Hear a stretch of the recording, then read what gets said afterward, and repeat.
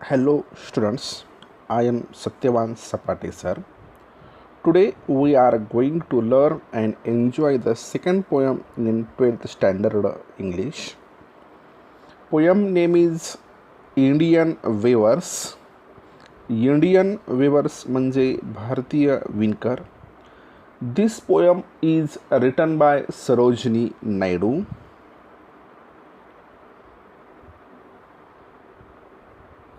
हा फोटो सरोजिनी नायडू यांचा आहे. सरोजिनी नायडू ह्या भारतीय कवी आहेत. सुरुवातीला आपण सरोजिनी नायडू यांच्याविषयी थोडक्यात माहिती पाहूया. Sarojini Naidu was born in 1879 and died in 1949. Sarojini Naidu यांचा जन्म 1879 साली व मृत्यू 1949 साली झाला. She was a political activist, feminist, and the first Indian woman who became the president of the Indian National Congress. Political activist म्हणजे राजकीय कार्यकर्त्या, फेमिनिस्ट म्हणजे स्त्रीवादी.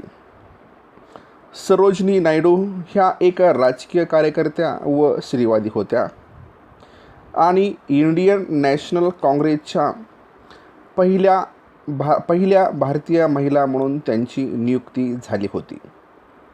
C was an important figure in India's struggle for independence. Bharat देशाच्या स्वातंत्र्याच्या संघर्षामध्ये सरोजिनी नायडू यांची खूप महत्त्वाची भूमिका होती.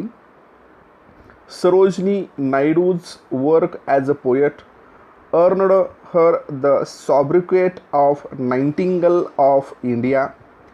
सॉब्रिक्वेट म्हणजे उपाधी, नाइटिंगेल ऑफ इंडिया म्हणजे भारत देशाची बुलबुल.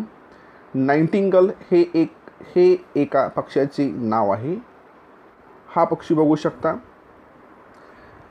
या पक्षाचे नाव नाइटिंगेल आहे. या पक्षाची उपाधी सरोजिनी नायडू यांना देण्यात आलेली आहे.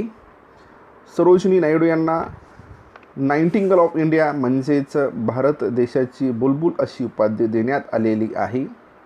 Later she became the governor of the United Provinces in 1947. Provinces म्हणजे प्रांत. 1947 युनायटेड प्रांताच्या सरोजिनी नायडू ह्या गव्हर्नर बनल्या होत्या.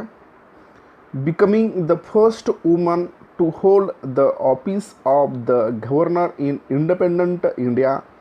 आणि भारत देश स्वतंत्र झाल्यानंतर स्वतंत्र भारताच्या पहिल्या महिला गव्हर्नर म्हणून त्यांची नियुक्ती झाली होती. सी द सेकंड पॅरा, 2 नंबरचा पॅरा पहा, त्याचा आपण मराठीत अर्थ पाहूया. इंडियन वेवर is a short poem where the poet talks about 3 types of garment. Indian वेवर ही एक छोटीशी कविता आहे. या कवितेमध्ये कवी 3 प्रकारच्या कपड्यांविषयी सांगत आहे. That the weavers wave at 3 particular times of a day. हे 3 प्रकारचे कपडे विणकर दिवसाच्या 3 विभिन्न भागामध्ये विणत आहेत. Each stanza of the poem represents the 3 important events of human life. माणसाच्या जीवनातील 3 महत्त्वाच्या वेगवेगळ्या घटनांना अनुसरून या कवितेमध्ये 3 स्टांझे लिहिलेली आहेत. याच्यामध्ये 1 नंबरचा जो स्टांझा आहे याच्यामध्ये माणसाची पहिली अवस्था म्हणजेच बर्थ म्हणजे जन्म किंवा चाइल्डहूड बाल्यावस्था याच्याविषयी माहिती सांगितली. अडल्टहूड प्रौढावस्था किंवा यंग तारुण्य याच्याविषयी माहिती 2 नंबरच्या स्टांजामध्ये सांगितली. आणि डेथ किंवा ओल्ड मृत्यू किंवा वृद्धावस्था याच्याविषयी माहिती 3 नंबरच्या स्टांजामध्ये सरोजिनी नायडू यांनी सांगितलेली आहे. The colours mentioned in the stanzas are very significant. Mentioned म्हणजे दर्शवले, सिग्निफिकंट म्हणजे महत्त्वाचे. या पोएममध्ये प्रत्येक स्टांझामध्ये कलरचा वापर केलेला आहे, रंग सांगितलेले आहेत, ते खूप महत्त्वाचे आहेत. As they indicate the moods related to the events. Indicate म्हणजे दर्शवतात. दे हे सर्वनाम वापरलं ते कलर्स रंगांसाठी वापरलं. हे जे रंग वापरलेले आहेत 3 स्टांझ्यामध्ये ते माणसाच्या जीवनाच्या घटनांना अनुसरून वेगवेगळे मूड्स दर्शवतात.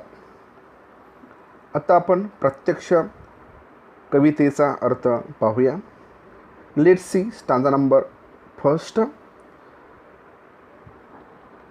Weavers weaving at break of day. पहिल्या ओळीचा मराठीत अर्थ पाहूया. वेवर्स म्हणजे विणकर, ॲट ब्रेक ऑफ डे म्हणजे पहाटे. पहाटे पहाटे किंवा सकाळी सकाळी विणकर काहीतरी विणत बसलेले असतात. जेव्हा हे दृश्य सरोजिनी नायडू पाहतात तेव्हा सरोजिनी नायडू त्या विणकरांना प्रश्न विचारतात. Why do you weave garment so gay. Gay म्हणजे चमकदार. तुम्ही चमकदार कापड का विणत आहात असा प्रश्न सरोजिनी नायडू यांनी विणकरांना विचारला. तेव्हा विणकर सरोजिनी नायडू यांना उत्तर देतात आणि म्हणतात, blue as the wing of halcyon wild. Halcyon हा एक समुद्र पक्षी आहे. या स्टांजाच्या खालच्या बाजूस एक चित्र दिलेलं आहे, ते हॅलिशॉन पक्षाचं चित्र आहे. त्या हॅलिशॉन पक्षाच्या पंखाचा रंग बघू शकता, निळा आहे. म्हणून ते विणकर म्हणतात, आम्ही निळ्या रंगाचं कापड विणतो आहे. ते निळ्या रंगाचं कापड हॅलिशॉन पक्षाच्या पंखासारखं ते निळ्या रंगाचं कापड आहे. आणि हे कापड आम्ही कुणासाठी विणतो तर याचं उत्तर 4 नंबरच्या ओळीमध्ये विणकर देतात आणि म्हणतात, we weave the robes of a new born child. आम्ही हे कापड निळ्या रंगाचं कापड नवीन जन्मलेल्या मुलासाठी आम्ही विणत आहोत असं उत्तर ते विणकर सरोजिनी नायडू यांना देतात. विद्यार्थी मित्रांनो, this first stanza describe the first stage of human life that is childhood. विद्यार्थी मित्रांनो, या पहिल्या स्टांजामध्ये कवीनं माणसाची पहिली अवस्था म्हणजेच बाल्य अवस्था या पहिल्या स्टांजात सांगितली. The poetess uses blue colour as a symbol for childhood. आणि या स्टांजामध्ये 3 नंबरच्या ओळीला पाहू शकता, ब्ल्यू रंगाचा कलर हा सिम्बॉल म्हणून वापरला. तो सिम्बॉल चाइल्डहूड, बाल्य अवस्थेसाठी कवीनं हा सिम्बॉल वापरला. This blue colour symbol of freshness, happiness, beauty, hope and there is no place for sorrow at this stage. आणि हा ब्ल्यू रंग सिम्बॉल आहे फ्रेशनेसचा, हॅपीनेस म्हणजे आनंदाचा, ब्युटी सौंदर्याचा, होप म्हणजे आशेचा, आणि त्या बाल्य अवस्थेमध्ये कोणत्याही प्रकारचं दुःख नाही याचा सिम्बॉल हा ब्ल्यू रंग आहे. आता आपण 2 नंबर स्टांजाचा अर्थ पाहूया. Weavers weaving at fall of night. At fall of night म्हणजे संध्याकाळ. विणकर संध्याकाळी काहीतरी विणत बसलेले असतात. हे दृश्य जेव्हा सरोजिनी नायडू पाहतात, नंतर सरोजिनी नायडू त्या विणकरांना विचारतात, त्या विणकरांना प्रश्न विचारतात, म्हणतात, five do you have a garment so bright. Bright म्हणजे तेजस्वी. तुम्ही हे तेजस्वी कापड काय विणत आहात.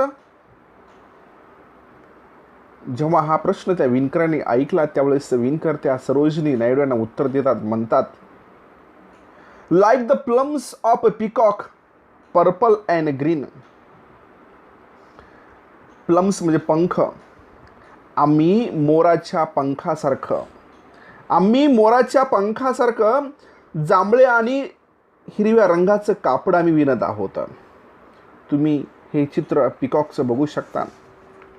त्या मोराचा पंखाचा रंग हा पर्पल आणि ग्रीन आहे. तसंच ते विणकर म्हणतात, आम्ही त्या मोराच्या पंखासारखं जांभळ्या आणि हिरव्या रंगाचं आम्ही कापड विणतो आहे.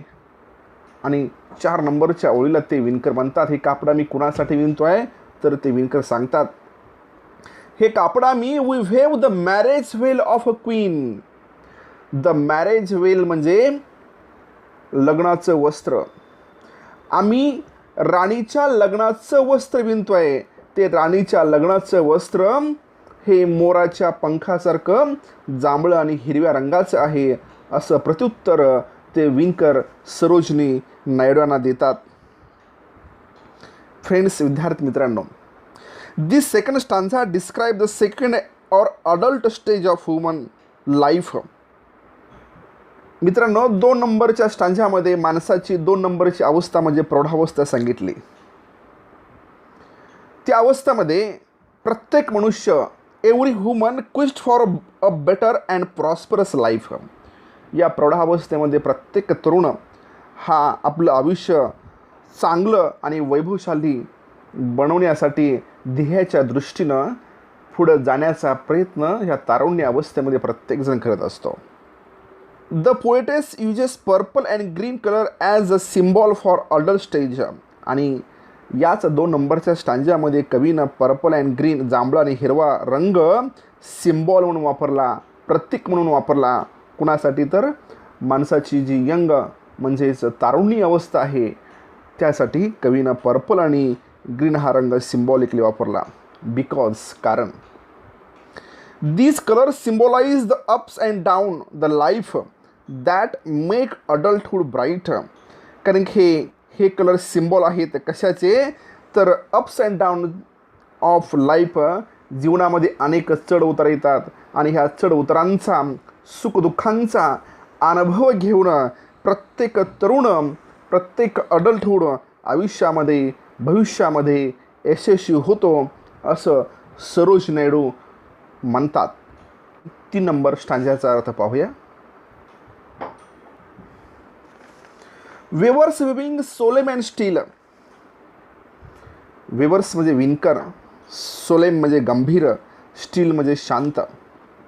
नंतर रात्री सरोजिनी हे विणकरांना एकदम गंभीर आणि शांत अवस्थेमध्ये काहीतरी विणताना पाहतात. विद्यार्थी मित्रांनो, पहिल्या स्टांजामध्ये विणकर हे आनंदी होते, हॅप्पी होते. सेकंड स्टांजामध्ये सुद्धा विणकर हे हॅप्पी, आनंदी होते. परंतु या 3 नंबरच्या स्टांजामध्ये विणकरांची अवस्था, विणकरांचा मूड जो आहे तो गंभीर आहे. याचा अर्थ विणकर खूप दुःखी आहेत.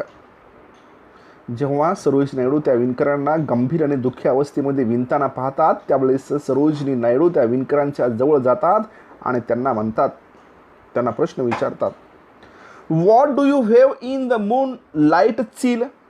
चिल म्हणजे थंडगार.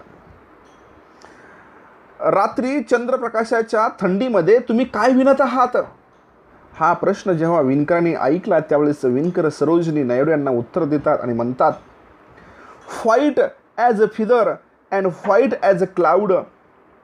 आम्ही पंखासारखं पांढरं आणि ढगासारखं पांढरं वस्त्र विणतोय. कोणासाठी?